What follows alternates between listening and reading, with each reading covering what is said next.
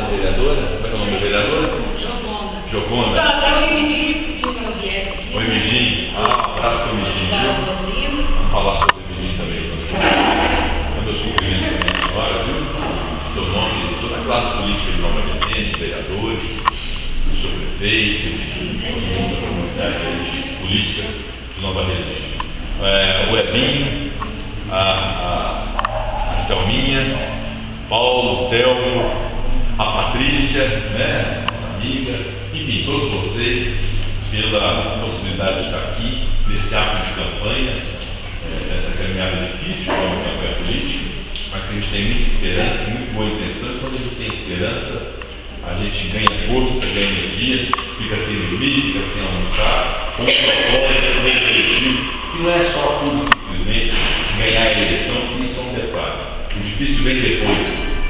Depois de ganhar a eleição, ser um bom político, no momento que o Brasil vive muita descrença na classe política. Tenho certeza que todos vocês têm hoje uma descrença na classe política, com os políticos.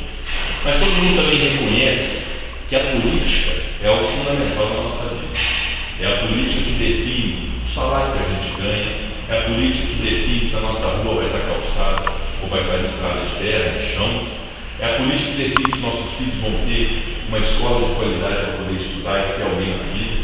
É a política que define no momento que a gente está doente, se a gente vai ser bem atendido ou não vai ser bem atendido numa clínica, num pronto-socorro, num hospital. Então a política é essencial na nossa vida e nós temos que reconhecer isso.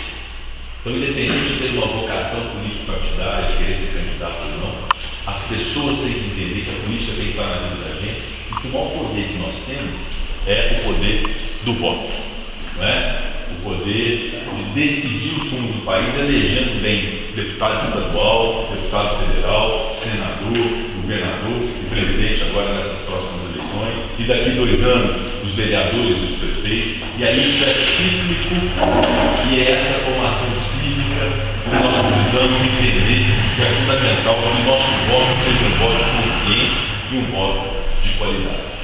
E eu me permito, sem constrangimento algum, porque eu estou na minha região, eu sou de Passos, eu me permito vir até aqui, em Nova Resende, para poder tratar com vocês e pedir o apoio de vocês. Eu tenho 37 anos de idade, sou advogado, eu sou de Passos, mudei de Passos em razão, Joconda, da profissão, eu fui estudar em Belo Horizonte, me formei na Faculdade de Direito de Minas Gerais, na PUC de Minas, em Belo Horizonte, me tornei advogado, sou advogado há quase 15 anos em Belo Horizonte, atuando em todo o estado de Minas Gerais. Eu me lembro quando eu tinha 2 anos de formado apenas, eu já tinha visitado 100 cidades de Minas Gerais a trabalho. Então eu nem incluí, por exemplo, Nova Resende, porque eu vim a Nova Resende por outros motivos que não trabalho.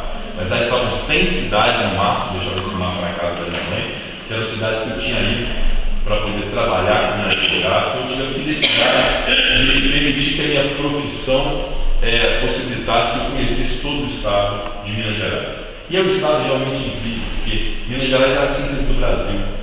Você tem regiões que se parecem muito com o Nordeste do país, são regiões mais pobres, como é o Vale de Jequitinhonha. Você tem regiões absolutamente ricas, como é o Triângulo Mineiro, mas também com traço de pobreza em alguns lugares lá que a gente conhece. Você tem a região da Zona da Mata, hoje absolutamente esquecida por governo, em cima de governo. E nós temos a região nossa, do Sudoeste e do Sul de Minas, que é seguramente a região mais desenvolvida do estado. É que há o melhor índice de desenvolvimento humano, que há o melhor índice de produção, de geração de emprego. Mas é uma região que precisa de representação. É incrível como a região Sudoeste e a região Sul de Minas perdem, sob o ponto de vista de representação política. Elas se desenvolvem muito mais em razão das pessoas que vivem nela, da capacidade dessas pessoas se articularem, se organizarem e melhorarem a vida das cidades, do que propriamente uma representação política. Passos mesmo, por exemplo, é uma cidade de mais de 100 mil habitantes, quase 80 mil eleitores, que não consegue eleger deputado federal há mais de 20 anos. O último foi o Ney Firabu, efetivamente eleito por Passos e pela região, que se inclui